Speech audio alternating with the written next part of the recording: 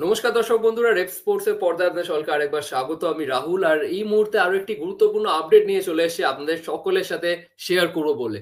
গত কয়েকদিন ধরেই আমাদের রেপ স্পোর্টস এর বিভিন্ন লাইভ বা ভিডিওতে একই প্রশ্ন বারবার আসছে যে মোহনবাগান কবে থেকে প্রিসিজন শুরু করবে, কারণ সমর্থকরা জানতে চাইছে, যেহেতু তাদের চির প্রতিদ্বন্দ্বী ইস্ট বেঙ্গল ইতিমধ্যে প্রিসিজন শুরু করে দিয়েছে। তাদের ইন্ডিয়ান ফুটবলাররা ইতিমধ্যে কলকাতায় চলে এসে ট্রেনিং এ যোগ দিয়ে দিয়েছে। একে একে তাদের বিদেশিরাও আসা শুরু করে দিয়েছে। গতকাল রাতেই তাদের নতুন যে মিডফিল্ডার মোহাম্মদ রাশিদ, তিনি কিন্তু এসে কলকাতায় পা রেখেছেন।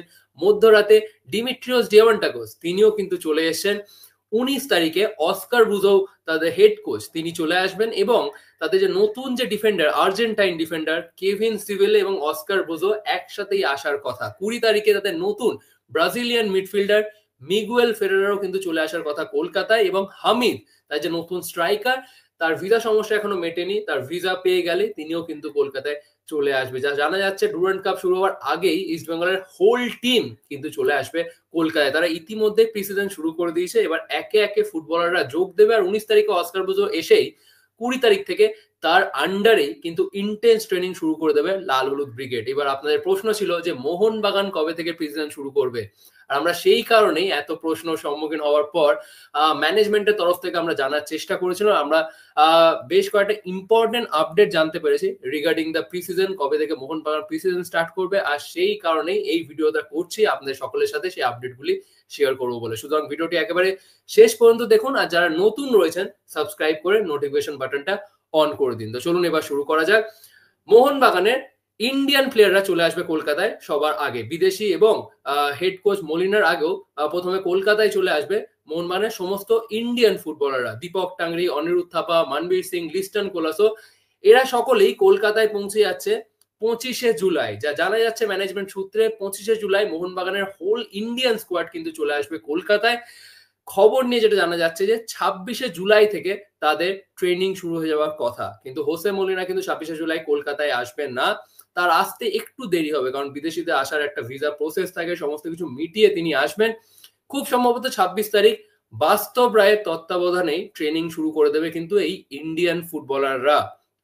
তারপর অগাস্টের 2nd অগাস্ট বা 3rd আগস্ট কলকাতায় আসার কথা হোসে মলিনা। প্রিসাইজ ডেটটা জানা যাচ্ছে না, বা 2nd আগস্ট বা 3rd আগস্ট কলকাতায় চলে আসবার কথা হোসে মলিনা। আর ঠিক ওই সময় 2nd-3rd আগস্টের মধ্যেই চলে আসবে বাকি বিদেশিরা, Jamie Maclaren, Jason Cummings, Dimi Petratos, including Tom Aldred, Alberto Rodriguez, এরা কিন্তু সকলেই চলে আসবে কলকাতায় 2nd-3rd আগস্টের মধ্যে, এমনটাই কিন্তু জানা যাচ্ছে ম্যানেজমেন্ট সূত্রে। আর হেড কোচ হোসে মলিনা তিনিও কিন্তু চলে আসবে, এবং তার সাপোর্ট স্টাফরা, physical conditioning coach, goalkeeper coach, এরা সকলেই কিন্তু চলে আসবে কলকাতায় 2nd এবং 3rd আগস্টের মধ্যে।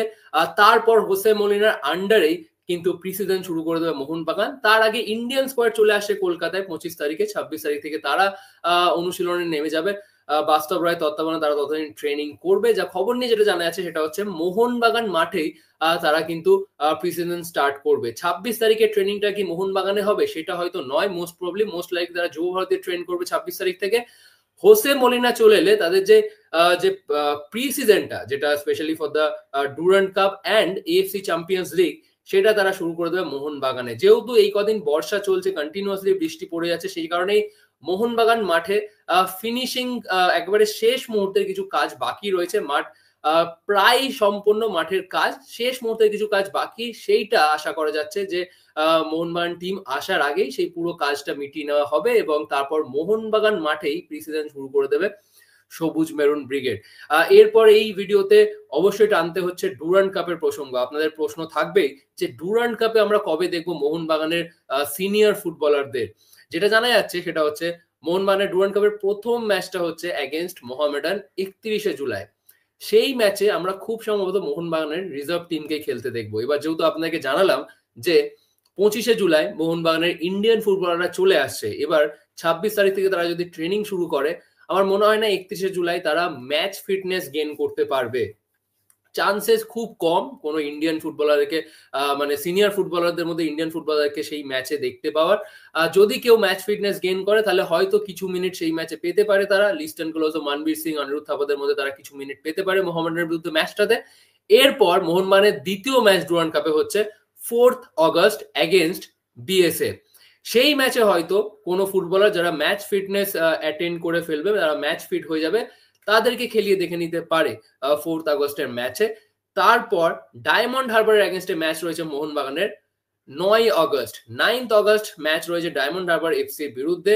সেই ম্যাচটা যদিও খবর নিয়ে যেটা জানা যাচ্ছে, সেই ম্যাচটার টাইমিংটা চেঞ্জ হলেও হতে পারে, সেই ম্যাচের ডেটটা চেঞ্জ হলেও হতে পারে। ম্যাচের ডেটটা হতে পারে 10th আগস্ট হতে পারে, 10ই আগস্ট সেই ম্যাচটা হলেও হতে পারে।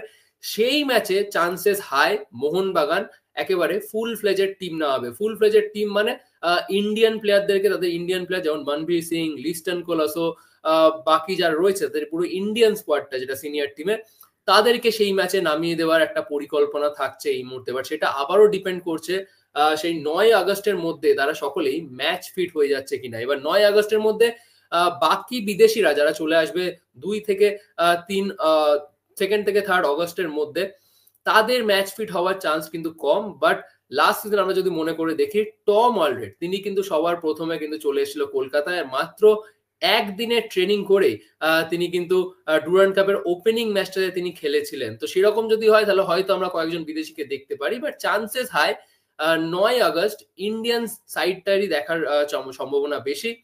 যদিও যেটা শোনা যাচ্ছে, যেটা আপনাকে বললাম, যে ম্যাচের ডেটটা চেঞ্জ হলেও হতে পারে, ম্যাচের ডেটটা হতে পারে 10th আগস্ট হলেও হতে পারে, মোহনবাগান রিকোয়েস্ট করেছে। এবার সেটা একটা দেখার বিষয়। এরপর যেটা সব থেকে গুরুত্বপূর্ণ আপডেট, সেটা হচ্ছে নকআউটে যদি ডার্বি হয় তাহলে কিন্তু মোহনবাগানের একেবারে সিনিয়র টিম খেলানোরই পরিকল্পনা রয়েছে। সিনিয়র টিম মানে তাদের সিনিয়র টিমের ইন্ডিয়ান এবং ফরেনার ফুটবলারদের মিশিয়েই টিম নেওয়ানোর একটা পরিকল্পনা রয়েছে যদি নকআউটে ডার্বি হয়। এবার সেটা ডিপেন্ড করছে মোহনবাগান আর ইস্ট বেঙ্গল গ্রুপ টপ করে নকআউটে কোয়ালিফাই করে কিনা। এবারে ডুরান্ডে 6টা গ্রুপ রয়েছে এবং 6টা গ্রুপ থেকে গ্রুপ উইনাররা তো কোয়ালিফাই করবেই নেক্সট রাউন্ডে, তার সাথে দুটো সেকেন্ড বেস্ট প্লেস টিম কিন্তু কোয়ালিফাই করবে। এবার মোহনবাগান আর ইস্ট বেঙ্গল দুজনে যদি নকআউটে কোয়ালিফাই করে তাহলে একটা চান্সেস রয়েছে মুখোমুখি হওয়ার, তার মানে সেখানে একটা কলকাতা ডার্বি হওয়ার সম্ভাবনা রয়েছে।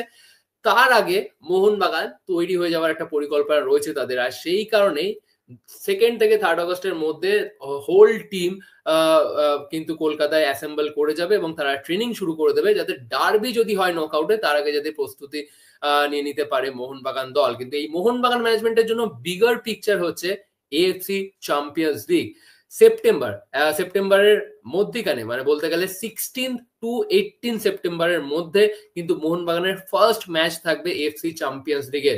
আর তার এক মাস আগে 15ই আগস্ট কিন্তু সেই এএফসি চ্যাম্পিয়ন্স লিগ 2 এর ড্র আছে, আর সেদিনকে কিন্তু মোহনবাগানের ভাগ্য নির্ধারিত হয়ে যাবে যে তারা কোন গ্রুপে থাকছে, কোন টিমের এগেনস্টে তাদের ম্যাচ খেলতে হবে, তারা সেটা জানতে পেরে যাবে। অবশ্যই মোহনবাগান থেকে একজন রিপ্রেজেন্টেটিভ যাবে কুয়ালালামপুরে এএফসির সেই যেদিনকে যে ড্র রয়েছে, আর তখনই তারা জানতে পারবে যে তারা কোন গ্রুপে রয়েছে। মোহনবাগানের কাছে বিগার পিকচার হচ্ছে এএফসি চ্যাম্পিয়ন্স লিগ, যেটা হচ্ছে সেপ্টেম্বরের 16 থেকে 18ই সেপ্টেম্বরে তাদের প্রথম ম্যাচ ডে, এবং সেই ম্যাচের আগে অ্যাটলিস্ট এক মাসেরও বেশি তারা প্রিপারেশন টাইম চায়। আর সেই কারণে মলিনা কিন্তু অগস্টের ফার্স্ট উইক থেকেই তাদের প্রি সিজন শুরু করে দেবে। অ্যাটলিস্ট 1.5 মাস মতন, প্রায় 1.5 মাস মতন তারা সময় পেয়ে যাবে এএফসির জন্য তৈরি হওয়ার জন্য। আর তার আগে ডুরান্ডে নকআউটে যদি কোয়ালিফাই করে যায় মোহনবাগান, তাহলে কিন্তু বেশ কয়েকটা ম্যাচও পেয়ে যাচ্ছে ওয়ার্ম আপ ম্যাচ হিসেবে, তাদের ফুটবলারদেরকে দেখে নেওয়ার জন্য কিন্তু ম্যাচ পেয়ে যাচ্ছে হোসে মলিনা। সুতরাং এগুলোই গুরুত্বপূর্ণ আপডেট।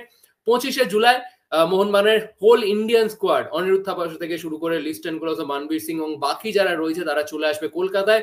26 তারিখ থেকে তারা প্রস্তুতিতে নেমে পড়বে। মোহনবাগানের হেড কোচ হোসে মলিনা এবং তার সাপোর্ট স্টাফ কলকাতায় চলে আসবার কথা 2nd অথবা 3rd আগস্ট। আর এই 2nd অথবা 3rd আগস্টের মধ্যে কলকাতায় চলে আসবে Jamie Maclaren, Jason Cummings, Dimi Petratos এবং মোহনবাগানের বাকি বিদেশিরা।